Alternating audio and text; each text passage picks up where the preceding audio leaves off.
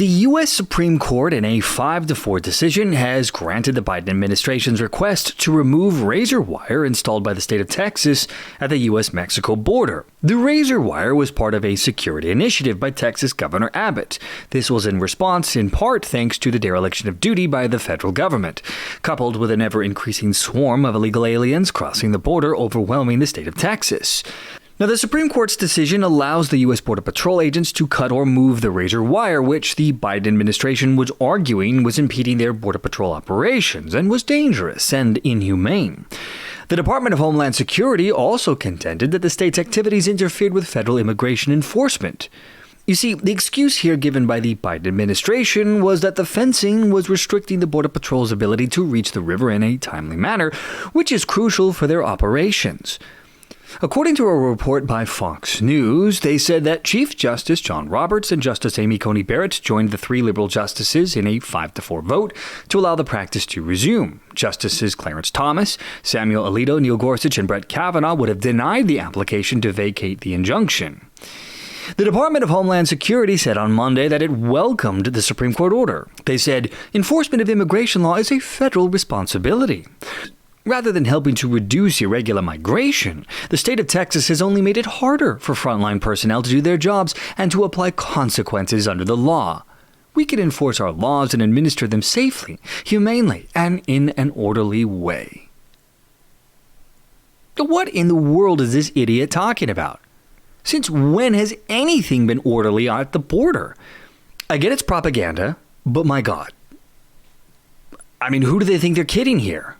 Anyway, Brandon Judd, president of the National Border Patrol Council, said that the ruling would, quote, undoubtedly encourage more illegal immigration, and went on to say that unfortunately this means Border Patrol agents are going to be tied up dealing with give-ups rather than going after the criminal elements that constantly cross our border illegally. The administration no doubt will say this is a win for border security, but if they sought rank-and-file input, they would be told this will do the exact opposite.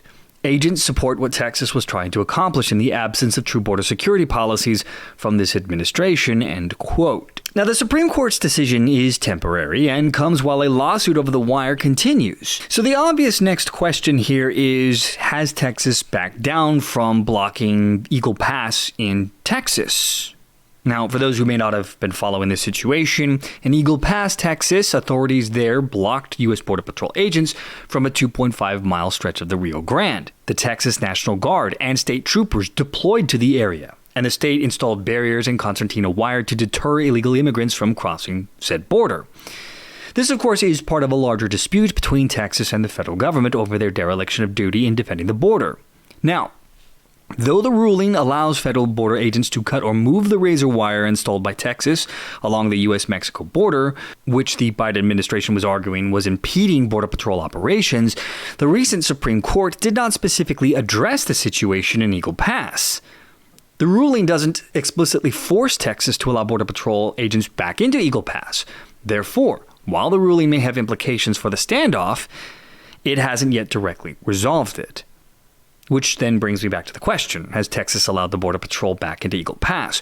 As of time of filming for this episode, no. Texas has not yet agreed to allow the Border Patrol in. This, of course, could change, but for now, the state is still continuing its standoff with the federal government.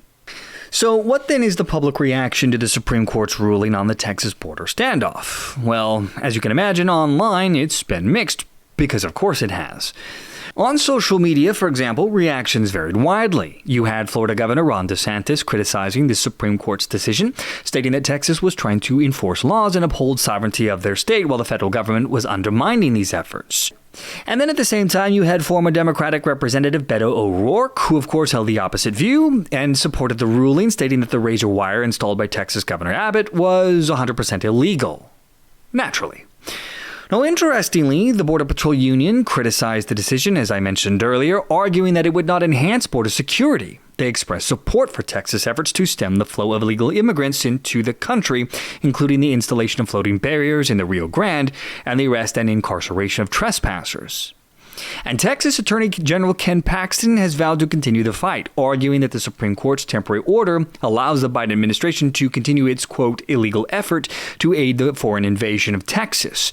And he has promised to defend the state's sovereignty and criticize the ruling for encouraging more illegal immigration. So the battle continues to march on. The flood of illegal aliens coming across the border unabated is still happening, while the Biden administration continues to do as little as they can to stop it. What comes next? Well, we're just going to have to wait and see. And that, my friends, will bring our episode to a close once more. From the To Be Frank Show, I am Adrian. Thanks for watching, my friends. I'll see you all next time.